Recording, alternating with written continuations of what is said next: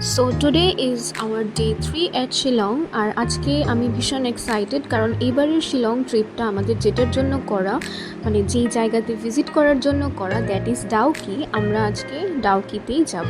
তো সকালবেলা আমি বাথরুম থেকে এসে শ্রীহানকে ঘুম থেকে তুলে ফেলছি, কারণ সকাল সকাল বেরোতে হবে ডাউকির জন্য। কারণ আমরা ছিলাম শিলং পুলিশ বাজার, সেখান থেকে ডাউকির ডিস্টেন্স অনেকটাই বেশি, তাই ড্রাইভার বলে দিয়েছিল সকাল সকাল বেরিয়ে পড়তে হবে।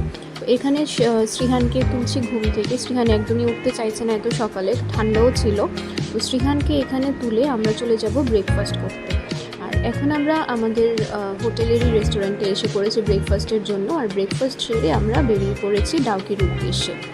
এটা হচ্ছে ডাউকির রাস্তা, যেটা প্যাথেটিক ছিল আমার এই শিলং জার্নি, মেঘালয়া জার্নির সবচেয়ে প্যাথেটিক রাস্তা লেগেছে আমার ডাউকির রাস্তার কন্ডিশনটা দেখতেই পাচ্ছ তোমরা সবাই ভিডিওতে। এতটা টায়ার্ড হয়ে পড়েছিলাম, আমাদের অলমোস্ট 3 আওয়ার্স টাইম লেগেছিল পুলিশ বাজার থেকে ডাউকি পৌঁছতে। আর রাস্তাটাও ভীষণ খারাপ ছিল। তো এমনিতে কোনো সেই রকম প্রবলেম হয়নি, বাট অনেকটাই টায়ার্ড হয়ে পড়েছিলাম। আর শ্রীহানের একবার বমিও হয়েছিল।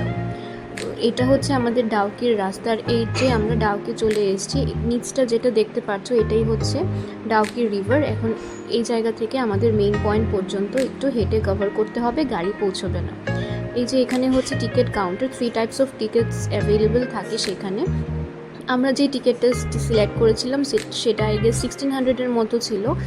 আর এইটা হচ্ছে ডাউকি, ওই সাইডে রিভারের হচ্ছে বাংলাদেশ, যেটা তোমরা ভিডিওতেও দেখতে পাচ্ছ। আর এই সাইড হচ্ছে India. Believe me guys, it's just life time experience. ভীষণ সুন্দর জায়গাটা, চারিদিকটা দেখতে পাচ্ছ, এত সুন্দর জল, একদম ক্রিস্টাল ক্লিয়ার ওয়াটার। জলের নিচটা একদম ক্লিয়ারলি ভিজিবল হবে। আর আশেপাশের সিনারিটাও ভীষণ ভালো। আমাদের এইবার শিলং যাওয়ার মেইন কারণটাই ছিল যে ডাউকি ভিজিট করব। আমরা আগেও শিলং গেছি, বাট ডাউকি ভিজিট করা হয়নি।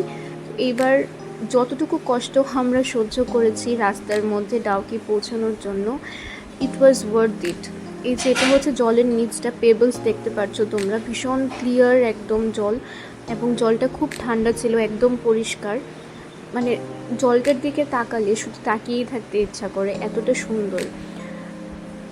বোটগুলো যখন ফ্লোট করে জলের মধ্যে, দূর থেকে দেখলে মনে হবে যে হয়তো এগুলো বাতাসের মধ্যে ভাসছে, জলের মধ্যে আসছে, একদমই বোঝা যায় না। এরপর আমরা ওই সাইডটাতে গিয়েই কিছুক্ষণের জন্য হল্ট করে নেব। ওইখানে কিছু ছোট ছোট দোকান রয়েছে, মার্কেটের মতো আছে, সেগুলো ভিজিট করব, একটু ফটোশ্যুট করব এবং তারপর আবার সেখান থেকে ব্যাক করব। আমাদের 15 to 20 মিনিটস টাইম দেওয়া হয়েছিল ওয়েট করার জন্য, মিনস হল্ট করার জন্য সেখানে। আর এই যে আমরা এসে নেমে পড়লাম এই সাইডটাতে। আর ওই যে দূরে দোকানগুলো দেখা যাচ্ছে, সেগুলো মার্কেট টাইপ একটা আছে ছোট, সেখানে খাবারের জিনিস বা টুকিটাকি, যেখানে মানে মেঘালয়ের স্পেশাল কিছু জিনিস সেখানে পাওয়া যায়। বাট জিনিসগুলোর দাম একটু কস্টলি, ইভেন চিপসের প্যাকেট এমআরপি থেকেও বেশি ছিল। এখানে কিছু টেন্টও রয়েছে, যারা থাকতে চায়, মানে নাইট হল্ট করতে চায়, ওরা ইজিলি টেন্টগুলো অ্যাভেল করতে পারবে। সেগুলোর জন্য এক্সট্রা পেমেন্টের দরকার এবং এগুলো আগে থেকেও বুকিং করা যায়। এখানটা দাঁড়িয়ে আমরা একটু ফটোশ্যুট করে নেব, কারণ ভীষণ সুন্দর লাগছিল জলটা যেখান থেকে আসছে, একদম যেমনটা আমরা মুভিতে দেখি, সিনেমাতে দেখি, একদম সেম লাগছিল দেখতে। And I was so happy to get myself clicked over there. সেখানে 15 to 20 মিনিটস টাইম স্পেন্ড করার পর আমরা আবার ব্যাক করলাম। কিন্তু সেখান থেকে ব্যাক করার মন একদমই চাইছিল না, কারণ এতটা সুন্দর, ইচ্ছে করছিল আরও যেন টাইম স্পেন্ড করতে পারি। ইভেন আমরা প্ল্যানও করে রেখেছি যদি পসিবল হয় ফিউচারে আমরা এখানে এসে নাইট স্পেন্ড করব টেন্টগুলো, যেগুলো বলেছি টেন্টের কথা, সেই টেন্টগুলোর মধ্যে। রিভারের ওই সাইডে যে ক্রাউডটা দেখা যাচ্ছে সেটা হচ্ছে বাংলাদেশ। ওরাও সেখানে আসে, ঘোরার জন্যই আসে, সেটাও একটা ট্যুরিস্ট ডেস্টিনেশন এবং সেখানেও ওরা বোটিং করে। বাট ওরা শুধু ওরার দিকটার মধ্যেই বোটিং করতে পারে, সেই যে বাংলাদেশের ফ্ল্যাগ দেখা যাচ্ছে, but they are not allowed to come near the Indian border. So our Dawki trip is basically over. আর এখন আমরা চলে যাব Asia's cleanest village, that is Mawlynnong ভিলেজের মধ্যে।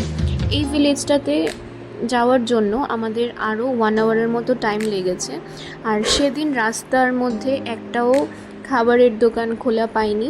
তো সেখানে মাওলিনং ভিলেজের মধ্যে গিয়ে সব রেস্টুরেন্টস ফুল ছিল। লাকিলি একটা রেস্টুরেন্টের মধ্যে স্পেস পাওয়ার পর আমরা তাও 45 মিনিটসের মতো ওয়েট করে কিছু খেয়ে তারপর আমরা ভিলেজটা দেখার জন্য বেরিয়ে পড়েছি। ভীষণ পরিষ্কার একটা ভিলেজ, কোনো ধরনের কোনো ট্র্যাশ নেই রাস্তার মধ্যে, প্রত্যেকটা জিনিস খুব প্রপারলি অ্যারেঞ্জড ছিল। বাট আমাদের একটু লেট হয়ে গেছে ভিলেজটাতে আসতে আসতে, কারণ ডাউকিতেই আমাদের অনেকটা টাইম চলে গেছে। প্ল্যান ছিল লিভিং রোড ব্রিজ দেখার জন্য, বাট সেই দিকটাতে আর যেতে পারিনি because Krish was so damn tired. তো ভিলেজটা ভিজিট করার পর সেখানে একটু ঘোরাঘুরি করার পর আমরা আবার আমাদের হোটেলের দিকেই রওনা হব। যদি ভিডিওটা ভালো লেগে থাকে কাইন্ডলি একটু লাইক করে দিও, আমার চ্যানেলে নিউ হয়ে থাকে চ্যানেলটাকে সাবস্ক্রাইব করে দিও। আর যদি ডাউকি রিলেটেড কোনো কিছু জানতে চাও অবশ্যই কমেন্ট সেকশনে কমেন্ট করে রাখতে পারো।